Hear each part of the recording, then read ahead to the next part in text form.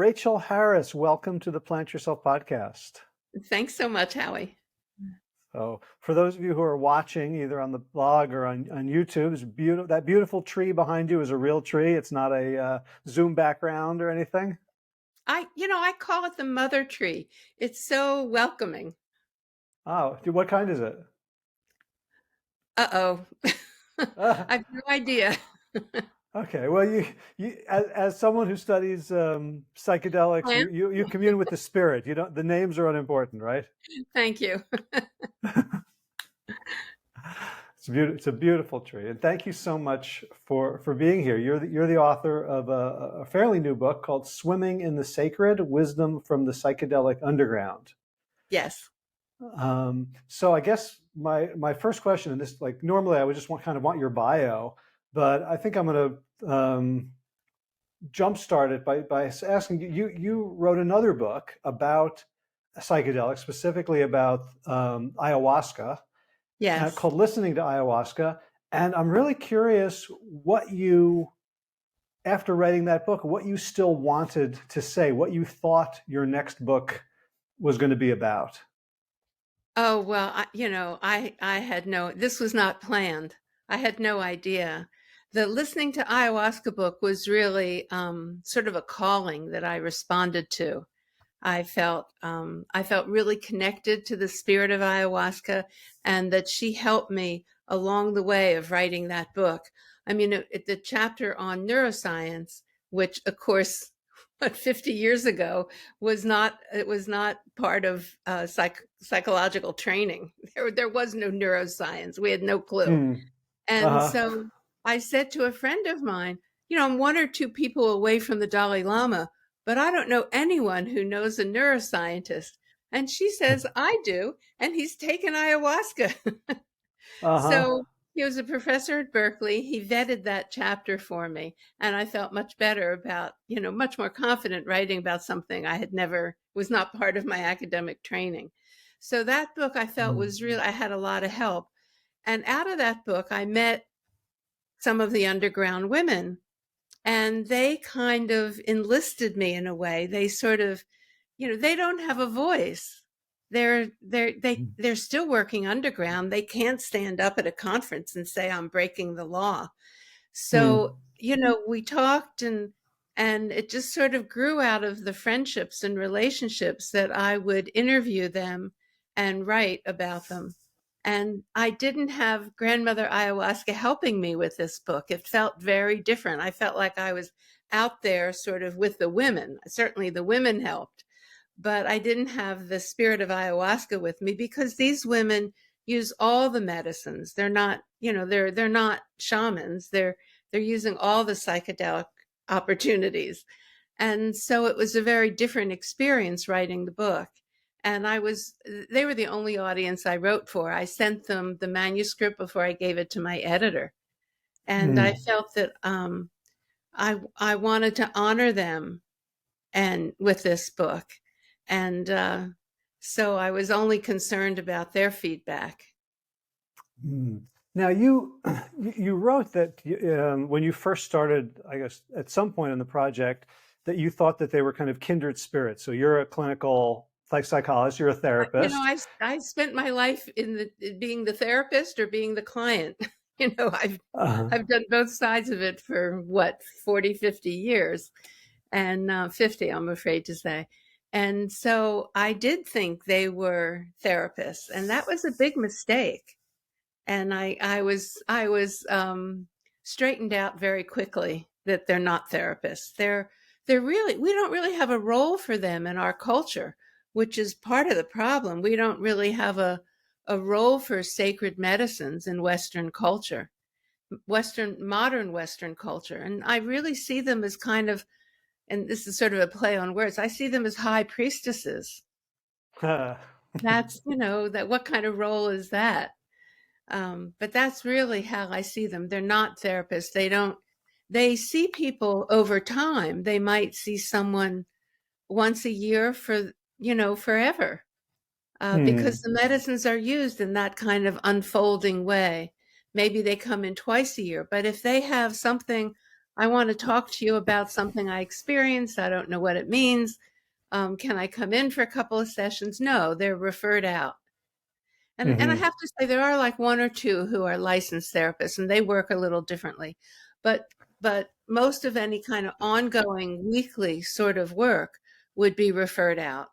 And they also, I can go on, they also think differently. They're not looking at symptom reduction.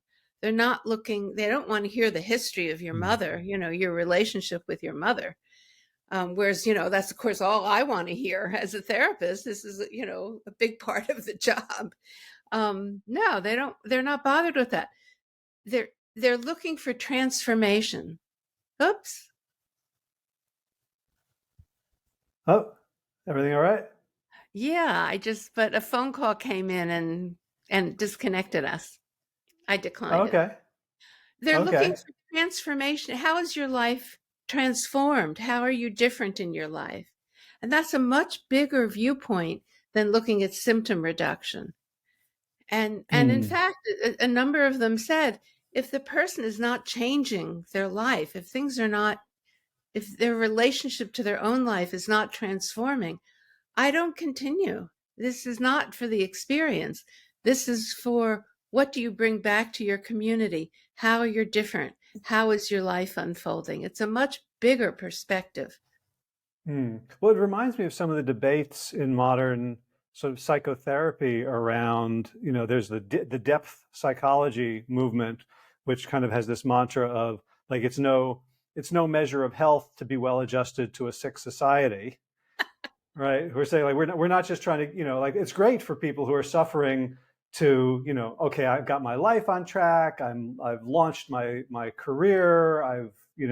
I'm that, but also, so I hear you, these women through you saying like we're really revolutionaries. We're doing something that, if it's going to work, is going to kind of shake up the ground under our feet to some extent. Yes, you're right. They're closest to the depth Jungian approach to life. And they are closer to that, even though they don't practice it. But often that's the best kind of therapist to go to work with Mm. ceremonies and to work with these medicines. But you do have to realize there's no, in the graduate training programs in psychology that, you know, lead to a psychotherapy practice, there is no training in Jungian analysis. He's never mentioned. He's not Mm. considered part of the profession of psychology. So it's really not a movement exactly. It's a tiny little portion of people who have studied at Jungian institutes, which is separate from the Uh-huh. academic universities. Uh-huh. Can I ask you about your journey? Did you start out as sort of a depth hippie and who became a therapist, or did you start out as a sort of a classical clinician No, who no, got your mind blown? I never bought into the classical graduate training.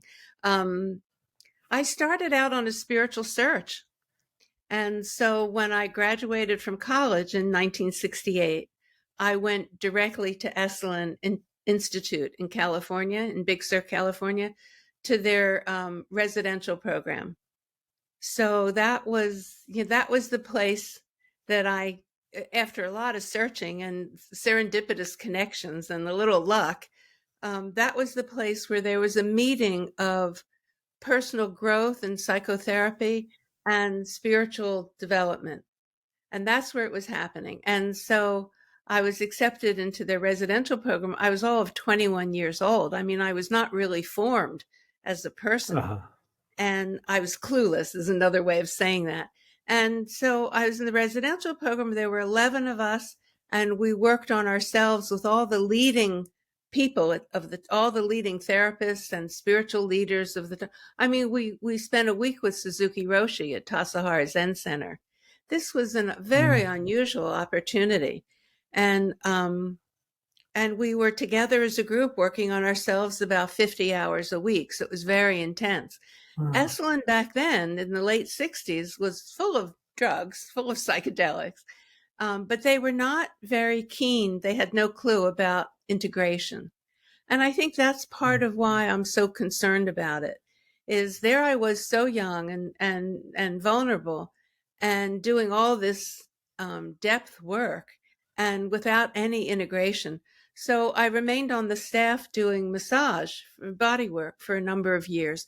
And then when I left, I still had no way to integrate these years of really intense experience. So it took me a very long time to kind of pull myself together and figure out a way to get a PhD, which I did. And Mm. because I still had this unusual background, I didn't fit into a normal psychology program. So I went into research, which also suited me. I know it sounds antithetical, but it suited me very well. And I spent 10 years in an academic research office at the University of Miami School of Medicine. What were your research interests? Well, we were a department that was we had the director. Well, first of all, I want to say this: it was an apprenticeship, so I didn't write one sentence in that decade that left the office without the director looking at it. And the director was a woman, and that's the whole story. Is that I had a decade of training and guidance from a woman researcher who supported me to get my PhD. She paid for a statistical consultant from NIH to help me with the statistics. So no dissertation committee could question the statistics. I had such high level consultation. Mm. Um, and this is when you look at a career, it's who mentored you. So this was my academic research mentor, and that was the benefit. And she wrote the first psychoneuroimmunological grant that was funded by NIH. She was very forward thinking. So it was there was plenty of room for me in that office. I didn't have to squelch Mm. my background in any way.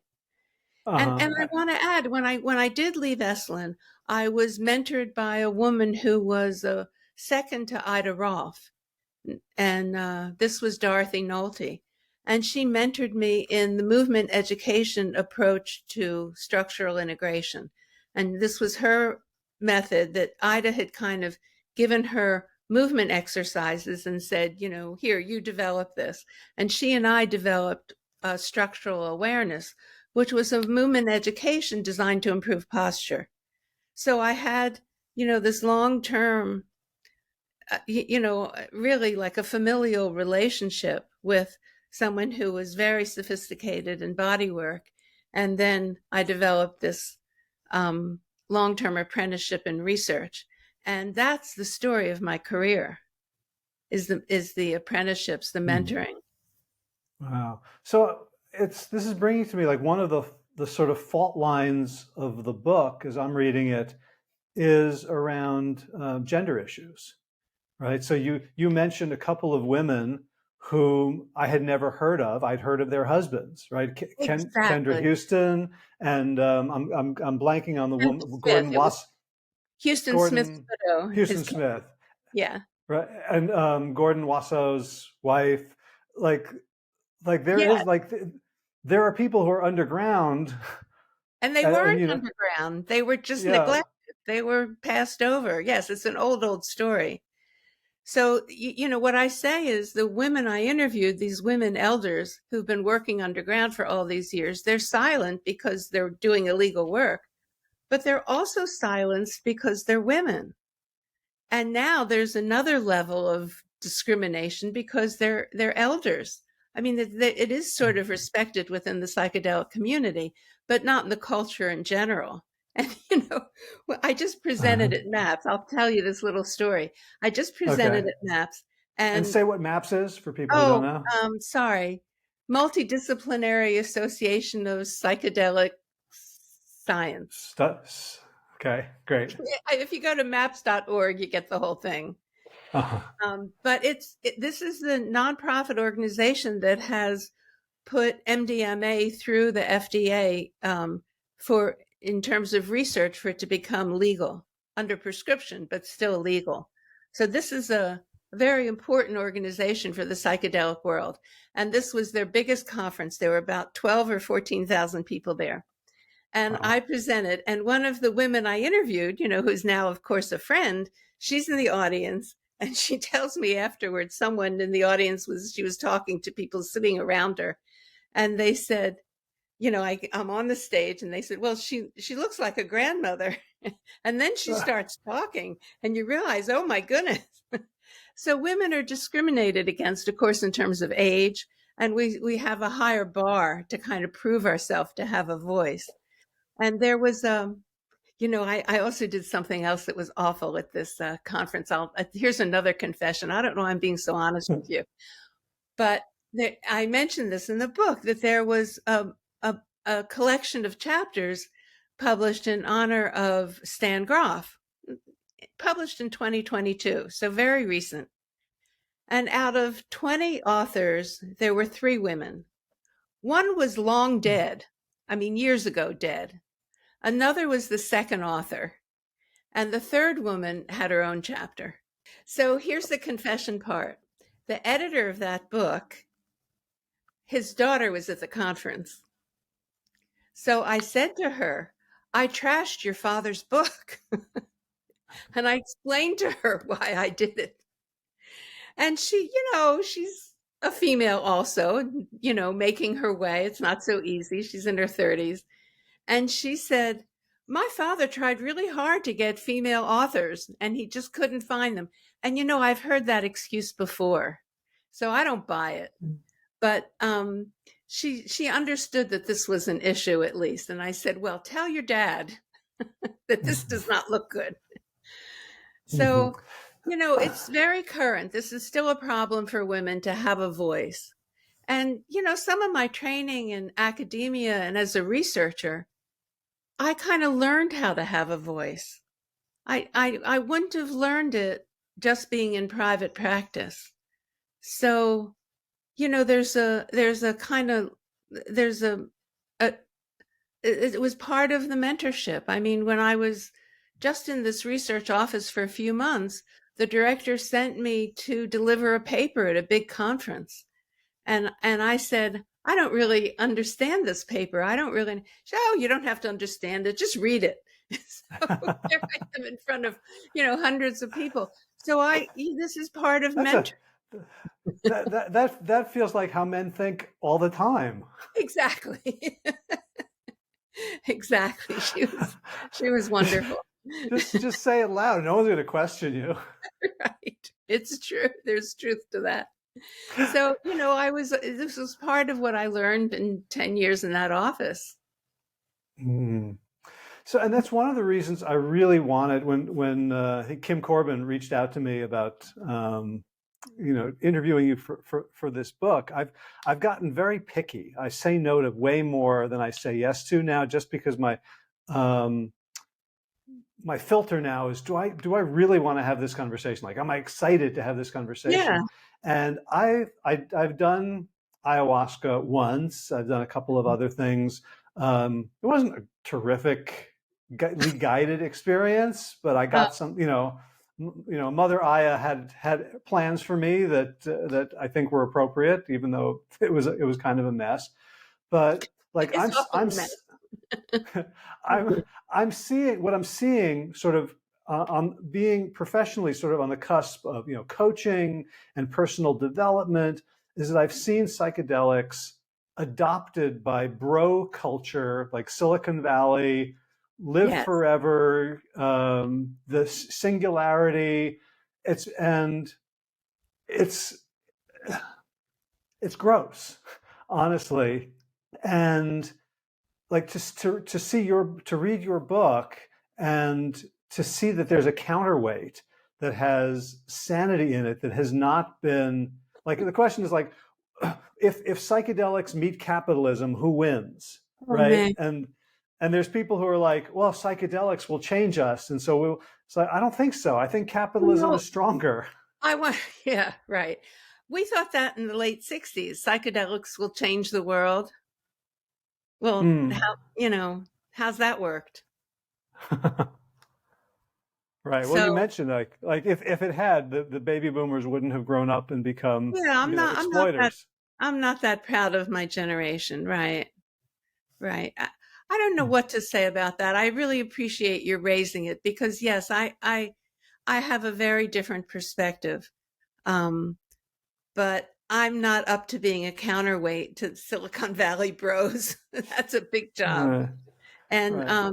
But the book is the book is saying even the Johns Hopkins researchers who are trying to objectify everything, who are yeah, doing clinical research, who are saying this is a substance like every other substance. Look how helpful it is. MDMA can be in trauma because it quiets the amygdala.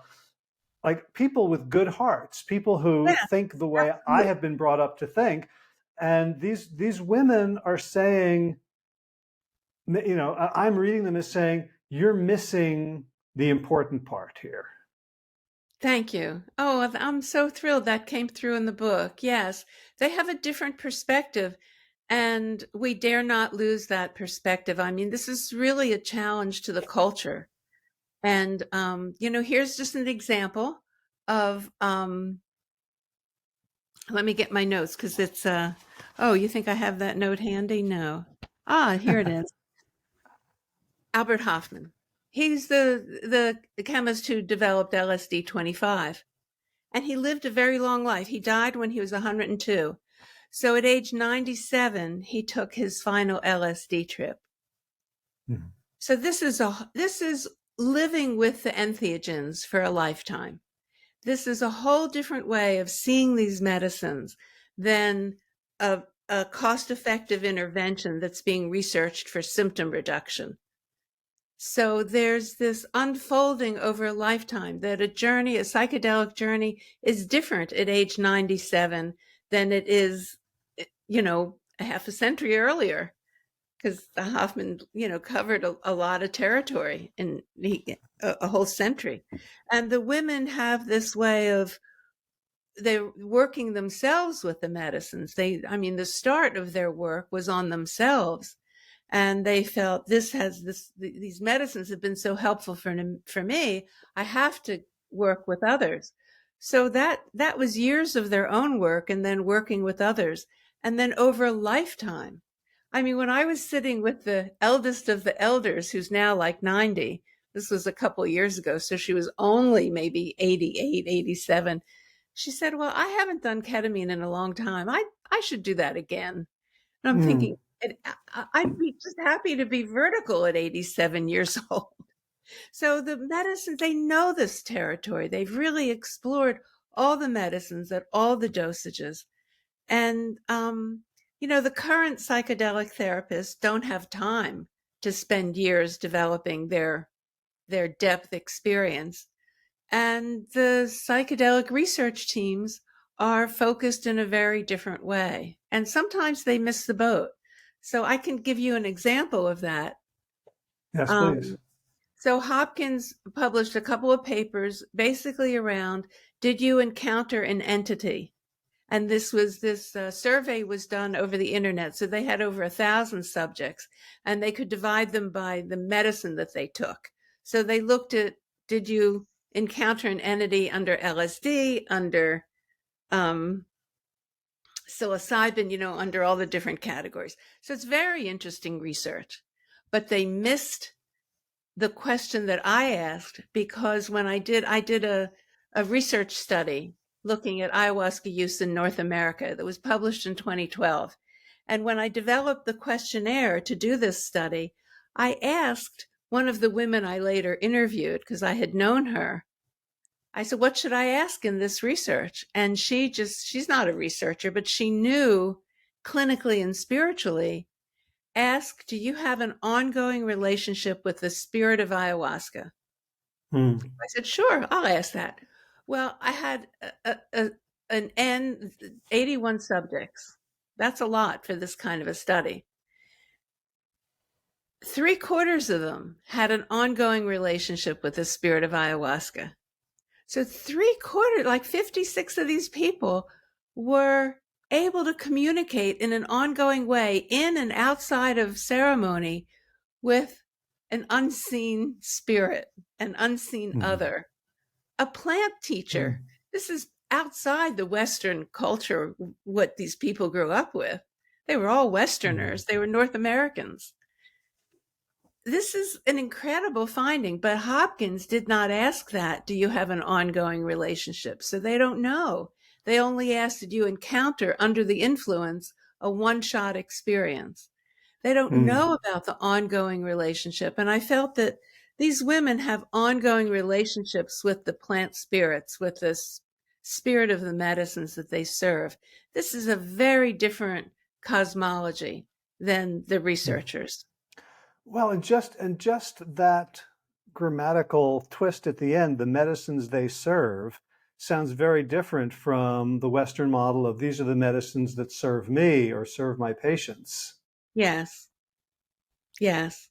Somebody put it this way that I thought was the perfect way to put it. This is a friend of mine who's a Jungian analyst, trained in Zurich, which is, 6 or 7 years Mm. after the academic work here.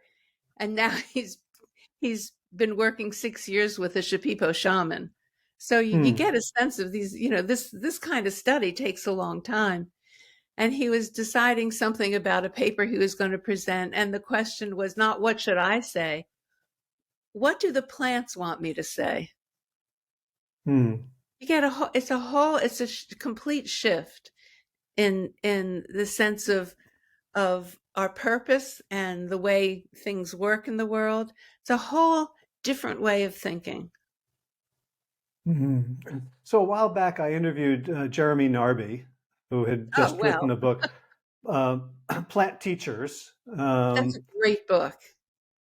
And I have to admit, like I don't understand. Like I don't have the background or the context to really understand, except in sort of a fairy tale kind of way, like what the spirit of a plant is. One of the things that I really loved about swimming in the sacred and also struggled with was that you were telling a first person story about the gaps between your understanding or your character makeup and these women who were shamans that there were or the ayahuasca, the high priestesses, there were places they were going that you Yeah, felt you didn't or couldn't. And so exactly. I True. kind of I was kind of seeing myself like you were in some ways a proxy for me. Can you first like talk about like just writing that way and what the goal was? Well, I didn't really have a goal. I was really just sharing my own process. And I mean, if you look at the ayahuasca book, it's just really hard for me to understand this other reality that the plants that ayahuasca opens. And now I'm interviewing these women and I'm realizing they live in two worlds. And they have very unusual experiences, even as children, um, in other realms that I don't go to. And so I still suffer with, is that real? Is that not real? So this is, I'm a Westerner. I spend years in academia. It's very difficult for me, but I would say part of that interviewing these women, spending time with them changed me in a way that I'm far more open to these other realms than I have ever been. And it's a little scary because I can feel sort of my Western materialistic viewpoint just disintegrating and and disappearing, just falling away. And it's a shift for Yeah. me. That's the best way I can put it. Yeah, I've struggled with this a lot for the past 3 years, especially since sort of COVID, because there was something about relying on Western rationalist scientific method, materialist approaches that kind of protected me from going from like crazy stuff, Yeah. right? Like, and it seems like maybe like the really bad stuff and the really good stuff are both outside of the Western materialistic, disprovability paradigm. Right. It's clear. It's very limiting. So this is, Um, and I'm not talking about ceremonies. I'm talking about just being with these women. uh-huh. Um, has Uh, shifted me a bit. I'm just looking at the end of the book. There were a couple of times you quoted, and I didn't take notes on. Oh, here, like, um, so what's the purpose of all these entheogenic journeys if not to expand the heart and open with love for the world? And to me, that was like like that's the guidepost. Like if you're going to go off of the Western Yeah, way, and yeah, like that had better be your guide.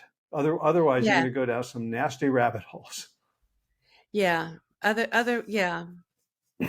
To think in terms of that, not just our responsibility or our intention for the world, but love for the world.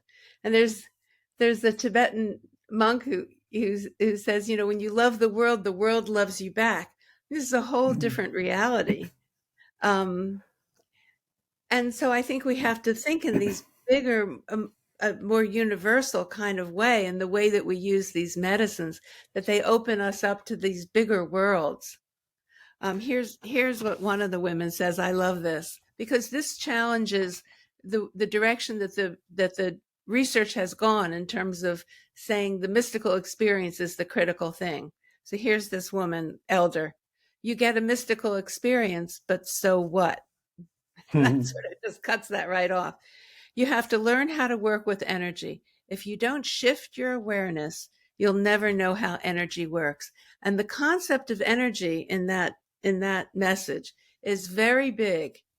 It's the energy that is in different worlds and different realities. That's very big. So that's a Mm. very different perspective. Yeah. See, when that translates in most cases, I think, to our Western culture, it comes out as sort of law of attraction, right? Like if you love the world, the world loves you back. If you know, No, it's not that. It's much bigger. It's about um, it's about how you relate to your life.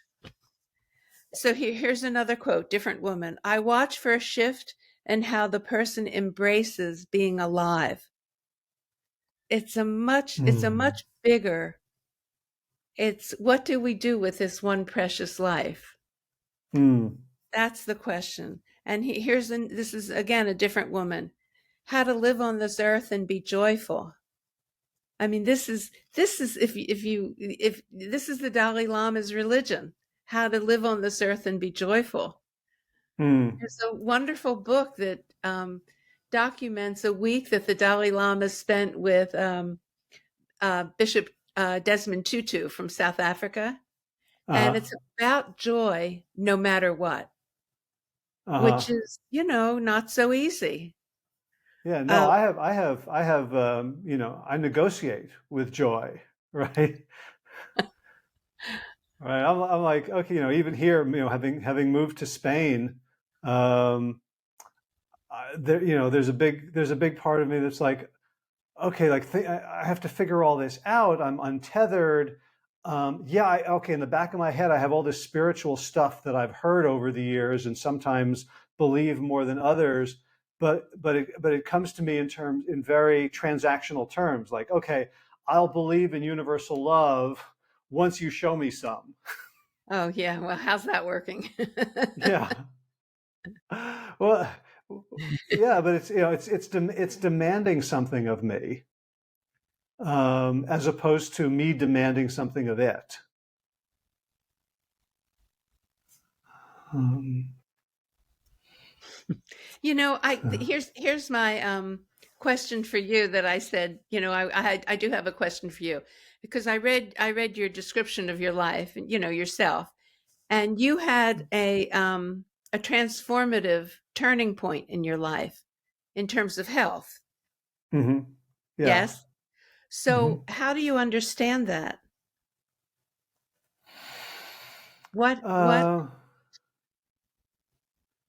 yeah, I mean, I've had a few. Some of them have been more, I would say. biological, and others have been more psychological, and others have been more spiritual. Um, I don't think I haven't written about the most recent ones. Um,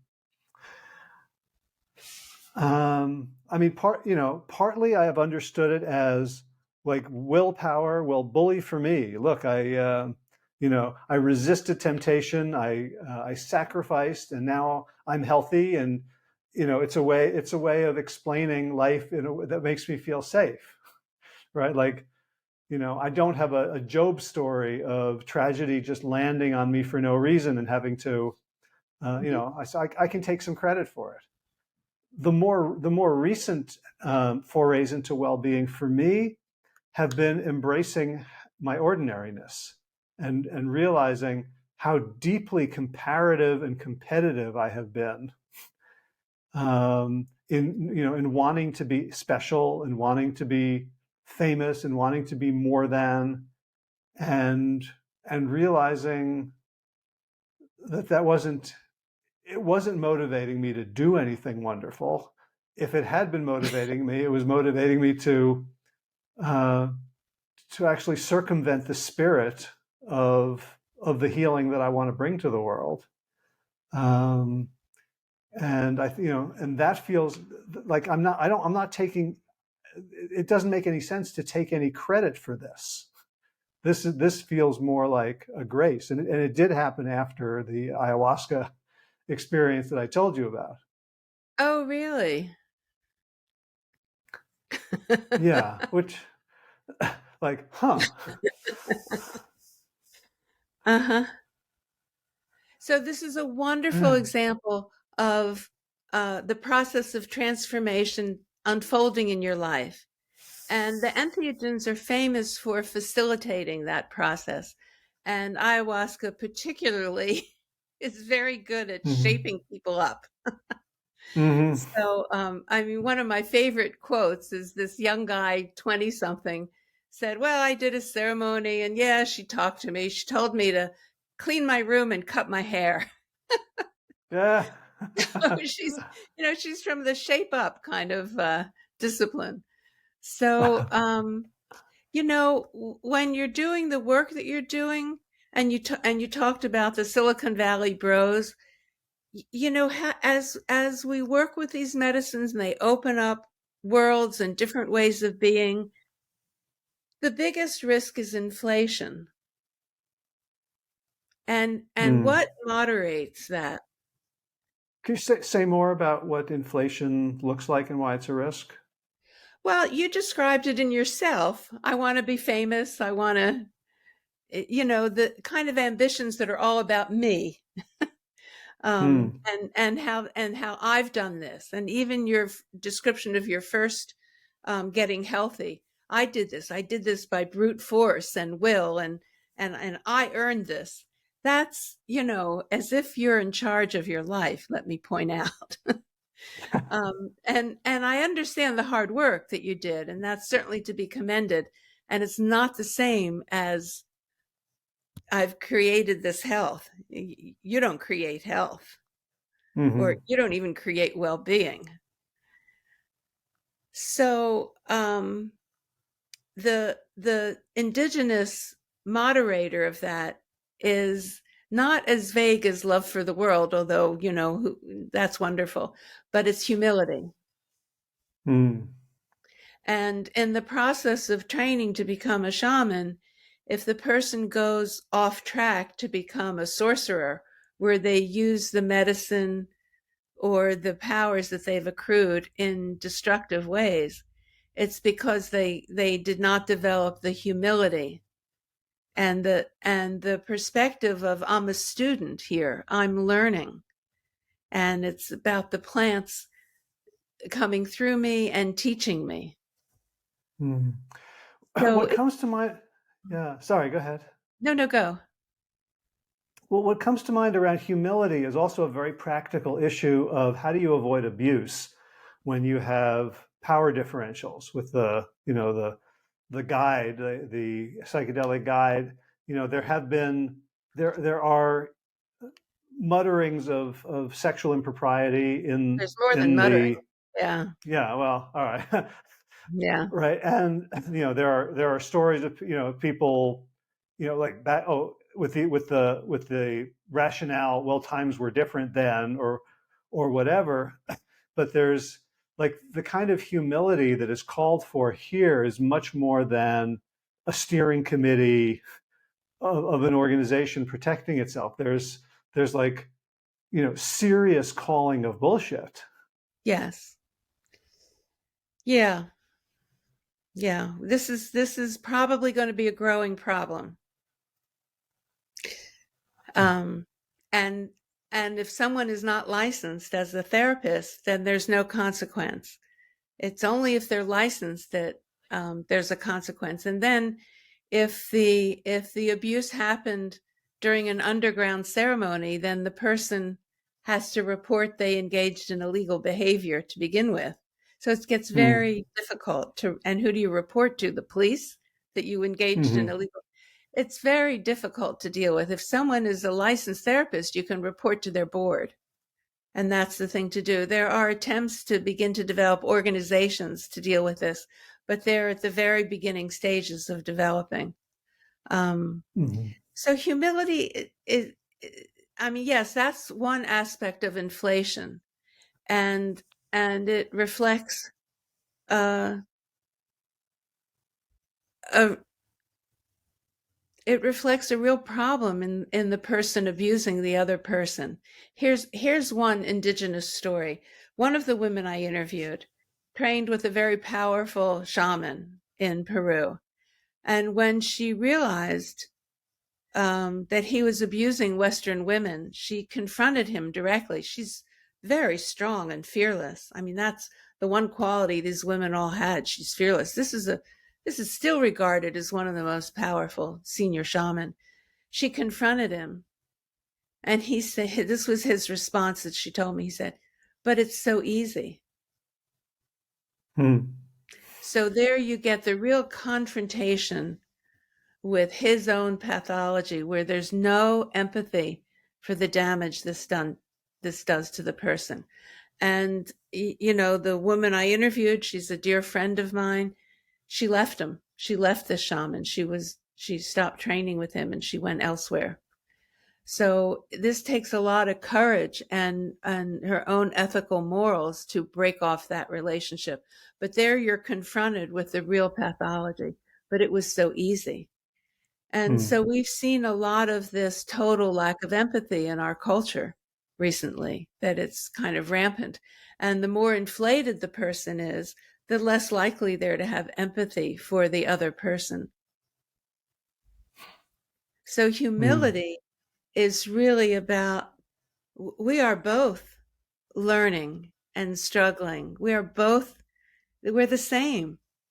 So I would no longer harm you as harm myself. It's very different. It's a real Hmm. spiritual humility, Yeah. and not So just I'm afraid of the consequences of getting caught. yeah, yeah. So can you introduce us to some of these women? Maybe just to through storytelling to uh, Yes, share because a of little course bit I about can't them. reveal any identities. That's for sure. Um,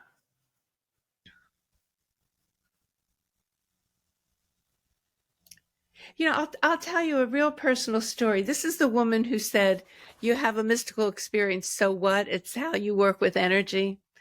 This is the Hmm. woman that, of course, a lot of them were in the California, San Francisco Bay Area, but not all of them. Some were in the greater Northwest, somewhere in New England. But this one woman was in Maryland. And I would say to the California women, "Oh, you think you know everyone I interviewed. Do you know anyone in Maryland?" And they would say, "Maryland? Where's Maryland?" So there are people doing this work everywhere. So she's happens. Um, so I got to her through a dear friend of mine who is an artist, and the artist passed away a couple of years ago. So I was in Maryland visiting the widower, the husband. And this woman came over to take me out to lunch, the woman I had interviewed. And she's worked with a number of different shamans. And she's been working for many years. And the husband said, I have two big closets. I mean, huge, huge closets of his wife's clothing. And I don't know what to do with it. I mean, he was really at a loss. And I didn't know my dear friend was such a clothes horse. These were just an enormous amount of beautiful clothes, all dry cleaned and, well taken care of. So my friend, the woman comes over, and she's the same size as my friend who died. So we spend a couple of hours going through all the clothes. And in the process, we thank my dear friend who died. Karen is her name, the artist. We thank her. We celebrate her. I mean, when you talk about working with energy, it was such a wonderful experience. The husband was so grateful for the clothes to go to his wife's dear friend. Mm. I was so grateful that she got these beautiful clothes. She was grateful because she was cleaning out her closet, just happenstance. So you get a sense of all these different energies involved in this couple of hours of trying on clothes and going through a closet. And the husband carried out these piles of clothes for her to put in her car. I mean, really, he made 2 trips and he's a big guy. It was really a lot of clothes. And then she and I went out to lunch, and I talked to her and I said, this is what you mean by working with energy. This was a wonderful experience. And I got healed in the process because my friend was a couple of years younger than I, and she died of a cerebral hemorrhage. So it was very fast and totally unexpected. She wasn't sick at all. So it was a Mm. shock. And I was having a hard time getting over the loss. And going through her clothes and celebrating her and the gift that would go on in the world was such a healing for me that I've really been healed of the mourning that I was going through. It really shifted me to say, Mm. yes, of course I miss her, and it's okay.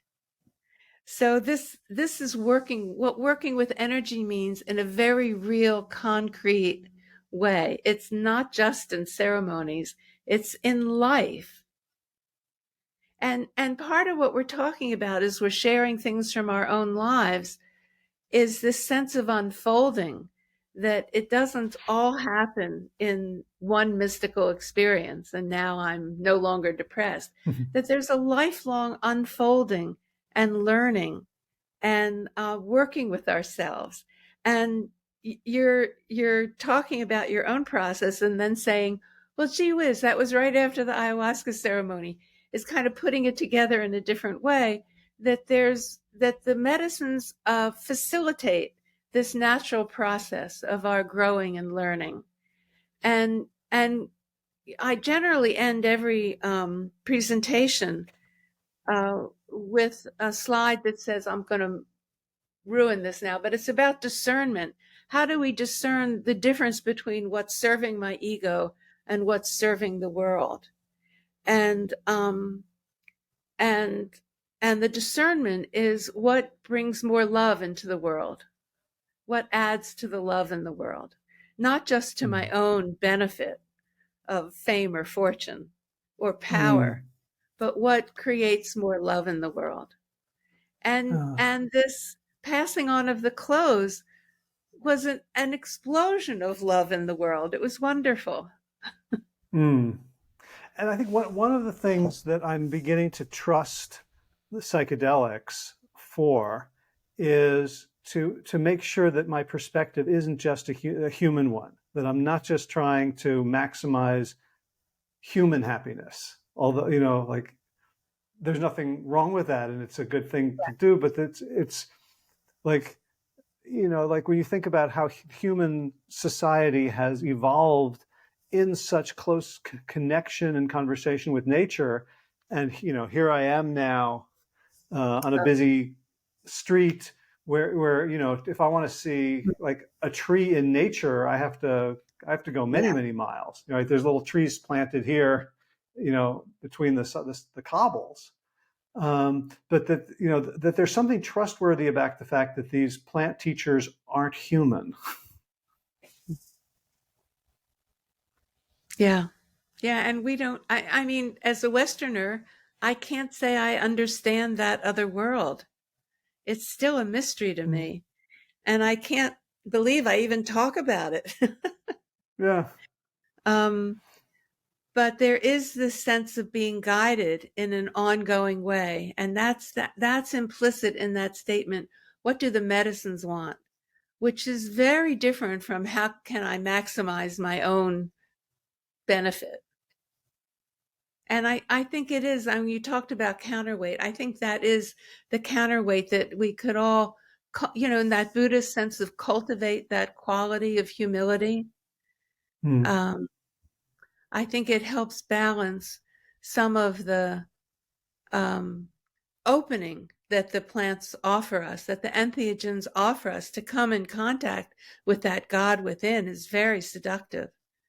And Yeah. and and even in the whole arena of the professional research, to say I'm a student of these medicines, that I'm learning how to work with them, I'm learning from them, that that's a more humble position than I'm I'm researching to get the maximum cost effective benefit Right. Or I'm researching to get my doctorate, to get or a my tenured papers position. published. Right. Thank you. Uh, Yeah. uh, so if I were to be able to find one of these women, these high priestesses, and work with her, what might the experience be like? Just, it's obviously it's going to be different for every person. Right. There's no cookie cutter model, but just for people who are completely like they've made it this far in the conversation and like they're intrigued, but they're like, what exactly the hell are they talking about? Okay. How concrete can you get in saying like, what would it be like to work with one of these women? So the part of the preparation is the very detailed medical history and getting to whatever medications you're still on, because there are some contraindications. And the women who have been working underground have medical doctors they can consult with. In other words, they have colleagues. They're not working alone. Hmm. And so you don't want to enter into any journey or ceremony where you have not been screened medically. This is really important. And, and at this MAPS conference, I was signing books, and this young woman came and I signed a book for her. And she said, I'm an underground guide. She must have been 25 years old. And I said, and how do you do the medical screening? And she said, what medical screening? I said, well, there's certain contraindications where some medications are dangerous combined with the entheogens. And she paused and she said, well, maybe I should stop working. I said, yes. Hmm. So don't go to anyone who doesn't do a full medical screening. And the women, because they're so experienced, they know that people lie about their medications. I'm not going to tell you I'm on Prozac, because I know if I tell you that, you won't do a ceremony with me. So Hmm. people lie about their medications. So it has to be an in-depth conversation. Then, um, there's one woman who does a traditional ayahuasca ceremony because she's the one who trained with the Shipipo shaman. But most of the others are working in a more Western way. They've been trained in Stan Grof's holotropic breath work, or they worked with Ralph Metzner. They've been trained in other ways, or they have other kinds of shamanic training.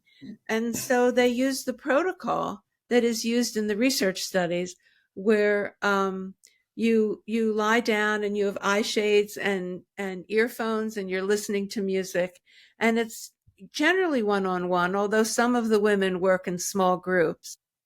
And generally the woman is fairly the guide is fairly quiet, but some of them are more interactive. Often the first medicine that's used is MDMA because it's generally such a positive experience. um, So and this can go on for 5 to 7 hours, depending on the medicine and the dosage. And I did, early on in my interviewing these women, I realized My psychedelic experience had been in the 60s when we were out in nature in Big Sur. It was wonderful. But I never did Mm. this protocol with the music and the eye shades that are, it's all designed to turn you inward. And that's what most of the women are using. And certainly all the research studies are using this inward protocol. And so I arranged for an MDMA session with one of the women. And the last hour of that journey, she did clearing work on me that had grown out of her Native American training. So she used different herbs and smells and scents and and sounds and really did an energetic clearing of me that I'd never experienced before. It's at such a level. And it felt like, well, everything I'd gone through in that ceremony was just sort of lifted out of my system. Not, and it was just, it was wonderful. It was just lovely. I mean, I felt loved and cared for and that she lightened my energy field. It was wonderful. So these kinds of things can happen during a ceremony. And then there's a debriefing. You don't go and drive after a ceremony. Often you spend the night or someone picks you up. And then there's usually a debriefing meeting that you kind of share what your experience was. And because these women are so experienced with different journey stories and the medicines, they kind of know where you go. They can travel with you. Um, that they can kind of talk to you about your experience. And that's a very difficult thing to explain, how they can enter into that shared space. And the closest I can come to it is to say, check out a book by Raymond Moody, who developed NDE, near death experience. He wrote a book on shared death experience because so many people came up to him at lectures he gave and said, my beloved relative or spouse died, and I went with them part of the way as they were dying. So there's a book about this, and that's sort of what these women are able to do. They're able to travel with you. They know the territory so well. And one of the rules is you don't serve a medicine that you don't know, that you haven't experienced. And in fact, I spent an afternoon with one of the women in her she has an office, a separate building in her garden. So it was really lovely. And I was leaving, it was coming on sunset. We had spent the whole afternoon. This is someone I already knew well. And she said, well, I'm going to drink this new batch of ayahuasca that I just brewed. And I said, really? She said, yes, it's a new batch. And I need to know this medicine before I serve it. And I'm serving it tomorrow night. So I have to drink it tonight. And so Mm. there's that kind of inner ethical standard of, I will not serve a medicine I don't know. Even though she knows ayahuasca generally, she didn't know this batch of medicine. Mm. So you get a Yeah. sense of the care that goes into these journeys. Yeah. So I'm thinking about myself and my family and also my listeners, who some of whom are be like, well, how do I find these women and how do I Yeah, please protect don't myself? email me and ask me that. Yeah, and how do I protect myself from people who aren't? And I guess that's the first question. The second question is like, what can be done to to create standards or to protect people? Because I've seen people take weekend workshops and then come out and say, well, I can now serve, and as long as 10% of my money goes to the so and so tribe, I'm honoring them. No. Like it's a wild west. It's either become medicalized or it's become heroic. Like how do people who are like you or like me, who are interested, and I'm not going to email you and say, hey, tell me their names, but how do we find guides who are skilled and ethical to And guide us? underground. Yeah, that given that we can't find them with a Google search. Yeah, exactly. Um, I do say, just don't go to anyone who doesn't do a medical interview. Always ask if it's a group, how many people are going to be in the group, how many helpers. You just want to know, are there going to be 50 people there with 3 helpers? Hmm. Um, you want to know, you have every right to ask, how long have you been doing this work? Who trained you? One of the women said, always ask, who authorized you to serve this medicine? And I don't Hmm. think I included that in the book because I thought it was almost too aggressive a question. But after hearing how everybody's serving the medicine, it's not a bad question. Who authorized you to serve this medicine? Hmm. Uh, and I compare it to, so someone says, well, I'm looking for a therapist. I want to do psychotherapy. But there's a whole array of different approaches to psychotherapy. Lots of different people, from coaches to PhDs to analysts. And some of them are harmful, some of them are just stupid, some of them are brilliant. And then there has to be a match, between the therapist and the client. And I think it's the same thing with working with a guide. You want to match. I had a woman I knew who said she was self-trained by the mushrooms, and she'd been working with psilocybin and her beloved mushrooms for a decade. Now that was not enough to get her into the cohort of the people I interviewed. I had a criteria set of 20 years working, so she didn't qualify for that, but I interviewed her as sort of an auxiliary perspective. And I had referred a friend or two to her. And then they Hmm. come back and they start telling me, well, after the ceremony, she started talking about a lot of conspiracy theories. And she was Hmm. very anti Semitic. And I'm thinking, oh Ah. my God, I have to call my friends and apologize. So, it's who the person is. Just like when you find a therapist, it's who they are. And that's going to be true of these women, who are they are inside themselves. And just Uh-huh. as you have a right to ask a therapist, how long have you been working? Have you had therapy yourself? It's a good question to ask a therapist because they haven't all had therapy. It's not part of a doctoral program. Really? That's what the women said. How can they do therapy without having had their own therapy? Well, they didn't Huh. know. It's not a Uh-huh. requirement. Now it is for an analyst, but Yeah. not for a psychologist or a social worker or a counselor. It's not always required. It's usually not. So these are the kinds of questions to ask. And if the person who's doing the ceremony gets defensive, then you know not to go to them. Hmm. And I say, go to your local psychedelic society and meet people and find people, begin to connect that way. But I'm quite serious. I'm not a referral service, so don't email me for a Yeah. I referral. won't. First of I won't. I won't include your email. all, no, my email is through the websites. It's very easy to Oh. find me. Okay. I'm sworn to secrecy with these women. And that is what I Right. tell people. Go to your local psychedelic society and begin talking to people. Hmm. And if someone's doing a shamanic ayahuasca ceremony, who's singing? What kind of Icaros? How are they using music in the ceremony? Because a traditional ayahuasca ceremony is really all about the Icaros that are sung. I mean, the medicine comes through the Icaros. It's not, yes, you drink it, but the healing comes through the energy of the Hmm. singing. And when Hmm. someone studies with a shaman for 6 or 7 years, it's because they're learning how to channel that energy through the Icaros. Hmm.